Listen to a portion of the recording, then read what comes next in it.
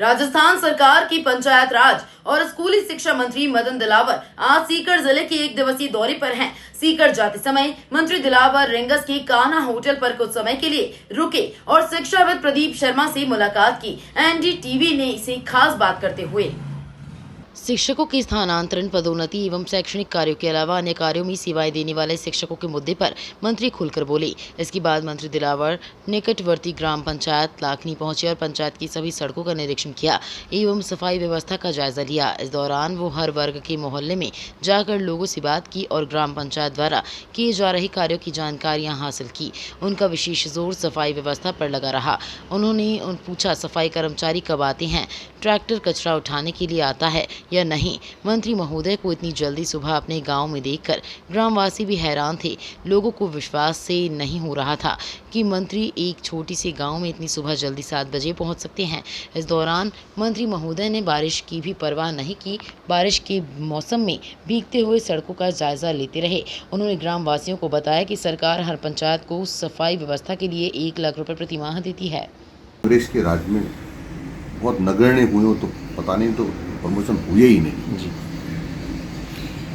अभी जो सर पीपलोदी घटना हुई थी उसके बाद सरकार ने बहुत बड़ा कदम उठाया, लेकिन फिर भी अभी बहुत सारे स्कूलों की हालात ख़राब है। कई जगह घटनाएं घटती चली जा रही हैं। ये सच है। पहले की सरकारों को सोचना चाहिए था कि बिल्डिंग की कोई न कोई उम्र तय होनी चाहिए थी जी। कितने साल तक चलने वाली है, तो अधिकतम उसकी उम्र उस पर लिखना चाहिए था, ताकि जो ही वो उम्र होती है उसको डिमोलिश कर देना चाहिए था, यानी गिरा देना चाहिए था, जमींदोज कर दो उसको। ये नहीं हुआ।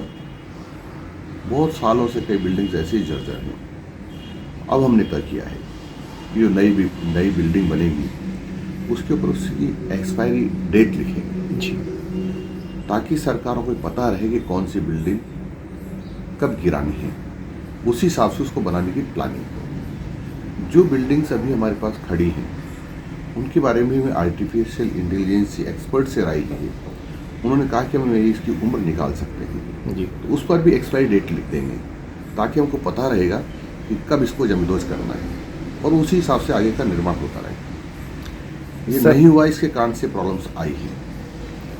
अभी भी मेरी मोटी मोटी जानकारी के अनुसार जो सर्वे किया है, 1 लाख कमरे ऐसे हैं जिनका हमको मरम्मत करनी है या उनमें से कुछ को गिराना है। सर कोई छूट नहीं है।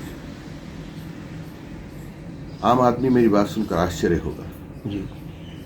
हमने कह दिया कि ये जो 2-3 बातें हैं, जनगणना जी। और चुनाव, ये तो सामान्यतः सभी जगह करना पड़ता है, सरकारी कर्मचारियों को ही करना पड़ता है। इसके लिए अलग से कोई किसी एजेंसी का गठन करना असंभव सा लगता है। कोई भी सरकार इतने कर्मचारी भर्ती नहीं करते, ये रोज चलता भी नहीं जी।